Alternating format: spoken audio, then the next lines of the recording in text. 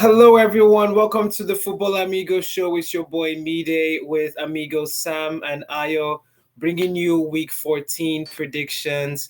Amigos, it's a special week. It is, and I'll tell you why. It's a special week because we have multiple games in 1 week.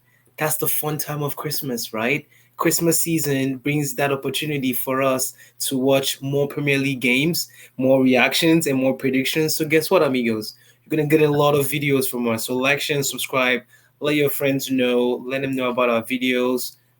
Go into the comment section. Let us know what you think about these games. But that's the special part of this week, week 14. We have midweek games and then we have weekend games as well. The reason why this is happening every year is because of the length of the international break that we have in between the start of the season and the end and the middle part of the season, which is during December time.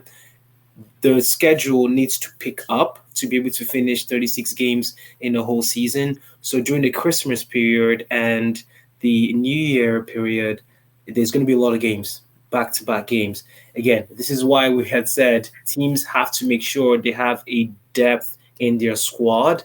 This will be the test for that. Interesting segue to our games coming up this week. So, midweek Wednesday games, we have Arsenal versus United.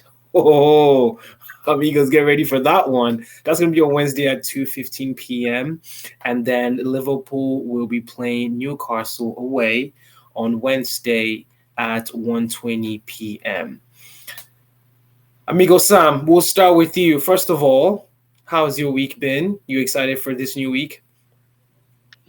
Very, very excited. I'm excited to be here. I like that Ayo is reminding us of Christmas season already with a nice shirt he's got on. But yeah, I'm excited. I look forward to the Newcastle game. Going to Newcastle has never been easy for us. Um, and I know we talked about Real Madrid, we talked about Man City, those guys we defeated. But these two games are also crucial as well. Newcastle is not a tough cookie whenever it comes to Liverpool. And of course, Everton, that rivalry is up there. We always want to win down the road. But Goodison Park, they've lost lately, but they always want to turn up when it comes to Liverpool. So we'll see what happens. Exactly. And we're interested not just for the midweek game for Liverpool playing Newcastle, but also the weekend game with against Everton as well. So, Sam, we'll stay with that point from a Liverpool perspective versus Newcastle, right? For their midweek game. Liverpool's playing away. They just beat Man City very well. Newcastle haven't been themselves this season, and they can't start blaming injuries as much for that. They just haven't been playing well offensively. And I believe Alexander Isak, one of their top strikers, might be injured as well. How do you think that game is going to go for Liverpool? It's just going to be another three easy 3 points, or do you see a challenge coming when you go to the Newcastle Stadium? Absolutely going to be a bit of challenge. 3 points is still going to come out. Liverpool has been finding ways to win lately, and I hope it stays that way. You're right. Isak is injured. He might turn around and be on the pitch on that day. He's a dangerous player. He's hurt us in the past, but I see 3 points. I'm sure it's not going to be an easy game. I think the players, Liverpool might be a little tired. Both, Team A, Team B have been really impressive lately. So I don't, I can still see some fatigue coming into play. Do you see Liverpool rotating at all? Absolutely, absolutely. I think Joe Gomez will be on as well again because that's a direct replacement for Konate. However, I don't know when it comes to Sabusai might not start again. Just give him some break. We can have Curtis Jones, and honestly, I think this is the game that you put. What's that? Avi earlier saying.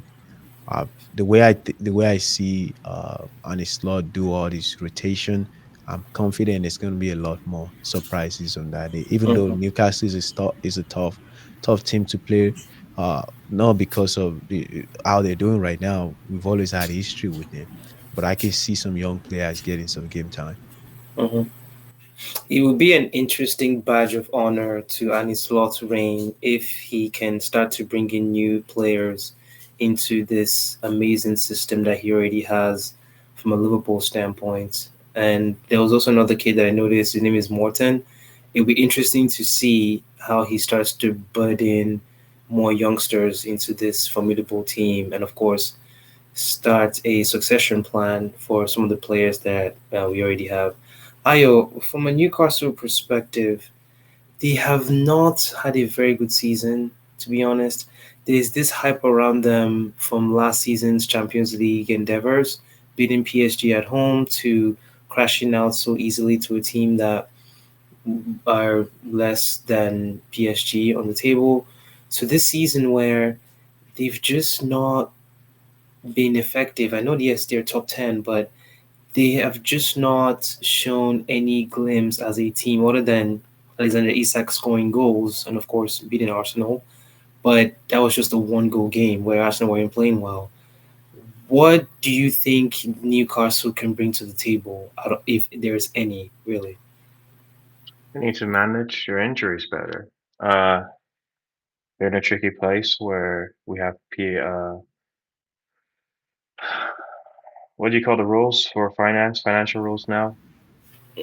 PSR and P- yeah, PSR rules, right? So the state of revamp has to be commensurate with your income. These are a team, even though their backing is solid, the amount of money that can actually be invested in any given season, it's definitely very, very limited. And so their progress has to be slow. They have bought well, in my opinion. I'm liking what I've seen from Tonali. They have bought Isak, I think, on whenever he's fit, which is a big if, is a great player. They have really good characters. They have a dogged mentality, and St James Park is a hard place to go. I don't necessarily think they're playing poorly. However, I do believe that the amount of games is too much for them. It always happens that way, where it's like you have a good season, they increase the load, right? And if your season is not, if your squad is not as deep in terms of quality, the cracks begins to appear. That's what Aston Villa is going through.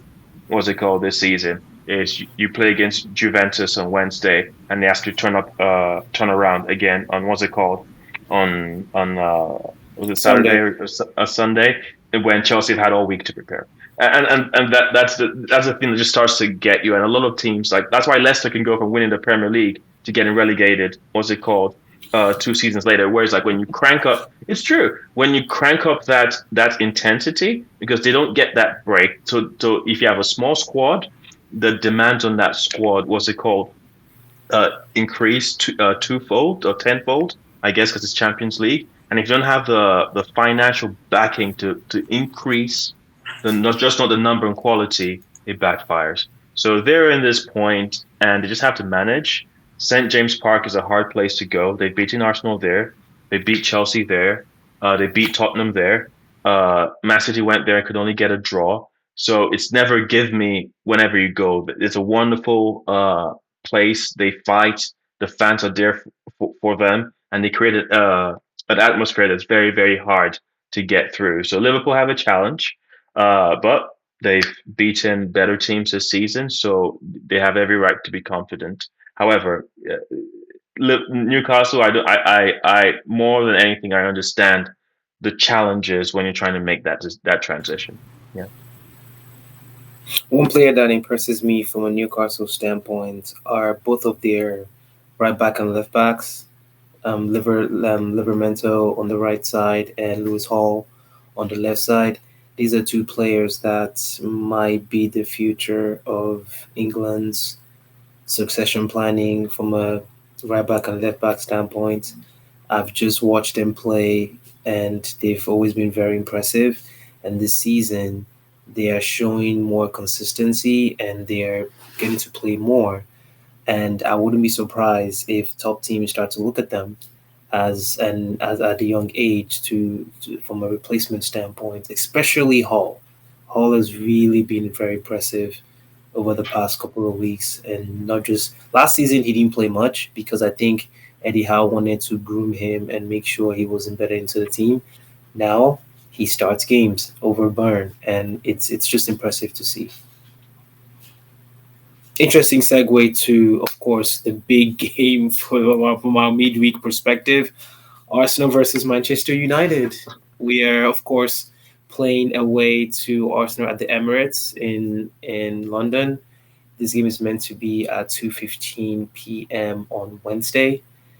From a United standpoint, and I would love to hear your thoughts and Sam as well from a neutral standpoint. Not getting carried away by beating Everton 4-0. I can see that identity. I can see a style of play. I can see what we do on and off the ball. He is rotating, and I understand why he's doing it because he's trying to see the players that fit his system and those that are not. And I don't see us buying any players during this transfer window, and I'm okay with that. I think there's going to be some changes definitely at the end of the season where a lot of players are going to be ending their contracts and either or being sold, but he is choosing to go with what he has right now. And what he has right now against Arsenal, if they're coached well, will be an interesting game. I am hoping for a win. I think it's going to be a draw, but of course, the our Arsenal side of our Amigo show will think otherwise because it's Arsenal and they're close to the top of the table. But I think it's going to be an interesting game. I don't think it's going to be a game where Arsenal is going to steamroll United anymore. I think those days are coming to an end. I don't think it's completely finished, but I think those days are coming to an end slowly. I think from the games I've seen, there's some level of confidence that I'm having in the team. Again, not getting carried away. Ayo, you might think otherwise. What are your thoughts about that game? I don't remember any time Arsenal steamrolled Man United.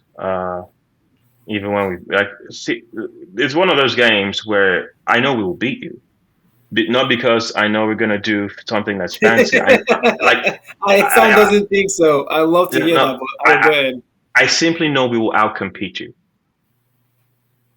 And these are the kind of games that Arsenal live for. Like whenever we beat you 1-0 at home last season, I thought you guys ran the game for the most part. Like when we beat you earlier in the season, I thought you guys competed well with Rashford's early goal. That It was was actually 3-2.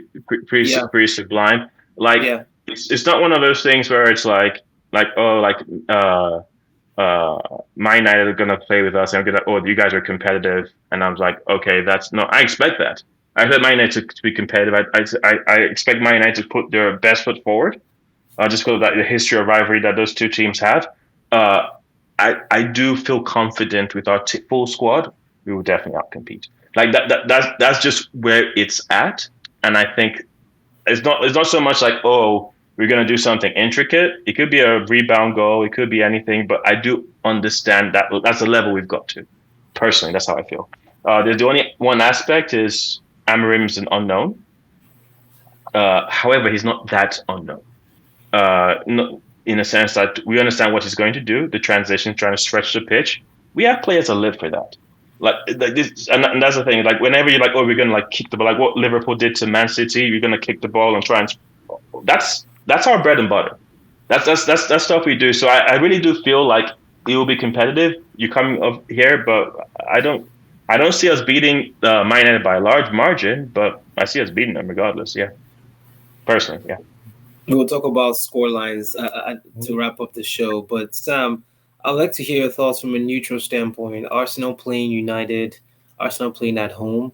It seems like it's going to be a wonderful game for you to just sit back, relax, grab a popcorn and a drink, and just watch the rivalry unfold. What are your thoughts?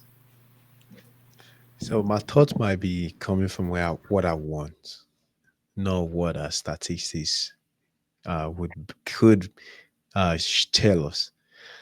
But I think this is gonna be a tie game. I don't think Arsenal is just gonna roll over Man United. If it's not 1-0, I think it's gonna be tight. I think Arsenal is gonna run that day and not get results. My opinion. Yes, I know. And again, it might become from what I want. If Man United played the way they played in the last two games, especially the Everton game, the way they were moving, unselfish, my God, I think Arsenal is going to have a lot of defending to do. But again, it might be what I want. Of course, I want. It's like Sam, you're saying like Arsenal has a lot of defending to you, and like that bothers us. Like it's I know it doesn't bother you, but hey, Man United, and I'm saying now, again, it might be that Man United is an animal, but this yeah. is going to be a really good indicator of what Amorim is all about. I Uh, think so. I, I personally wouldn't put that pressure on him. Uh, Okay. I think it's still early. And from my perspective of how Man United play, there's a counter for everything, right? And you wouldn't really understand how ruthlessly this can be exploited till you play the best teams, Hmm. right? Like so, like you play what's it called, Everton, and if they don't have the wingers to expose that side of the pitch that's being vacated, it looks solid. As soon as they have it, it looks fragile. And so I don't know what I'm going to expect. Like I don't know if they can cover Amad Diallo if he starts. What the dynamics of that is. I just personally feel like on a squad to squad level, on a player to player level, I think there's at least what we're doing in the midfield is or what we're doing in the defense is just not the same. And so personally, I don't know. It's Hey, just okay. yeah, The only reason yeah. why Man United will not win that game is if they have this guy play, this Brazilian guy, the left guy, lefty Anthony. Anthony. Anthony, I don't think it's going to play any bit of that game. I don't think so. He Yeah. might play midweek. Well, no, he's not going to play that Probably game. gonna play a It is weekend. midweek, probably a Yeah. weekend with the rotation. But Yeah. to wrap up score lines, we'll go back to you, Sam. Liverpool, Newcastle. What do you think the scores would be? Predictions: Oh boy, that's probably gonna be a 3-1. 3-1 And to Liverpool. Who through scores? of course, 3-1 to Liverpool. Who And scores? oh, Salah is gonna get one of those goals. And I think Sabastai is gonna get one as well. Newcastle is gonna score for us. The way I'm saying it, they're gonna score us for us and they're gonna get whooped like crazy. It's interesting you mentioned Saboslai. He is behind the scenes one of your glue in that midfield indirectly because I was watching it today again, and a lot of the creative side or imaginative side of Liverpool came from him. And it's very interesting how Slot has changed his position to more attacking, right behind the striker, but he has this ability to consistently switch the play, consistently keep the ball moving. That has been very impressive. I started to notice this against Real Madrid. That's when I started to notice how consistent he can be. And people don't tend to see it, but whenever I watch games from a coach's standpoint, that's when I start to see some of these different things where, your average fan doesn't see it, they just see the goals. But he is one player that has his consistency is very impressive. But it's one of those kind of like Michael Carrick, right? His whole career, people didn't really talk much about him, but he was very underrated. He was one of the reasons why we're very successful in that midfield. So it's gonna be interesting. It's gonna be interesting. Ayo, Newcastle Liverpool predictions. Go. 2-0. If Isak's not playing, I see Newcastle being a little bit blunt. So I see Liverpool scoring first, Newcastle looking for a response, and Liverpool getting second. Uh, Past that, I don't know, but I think Liverpool win. I just think that where they are now mentally, uh, is an A game teams only. So if you're lacking, I don't think you're gonna get anything. Yeah, personally, yeah. Mhm. I agree. I can see a 3-0 win for Liverpool. I think Newcastle would not really have that much in attack. They're gonna sit back and park the bus, and Liverpool will find a way to score 3 goals on them. Arsenal United. I will start with you. Predictions. Go. 2-1.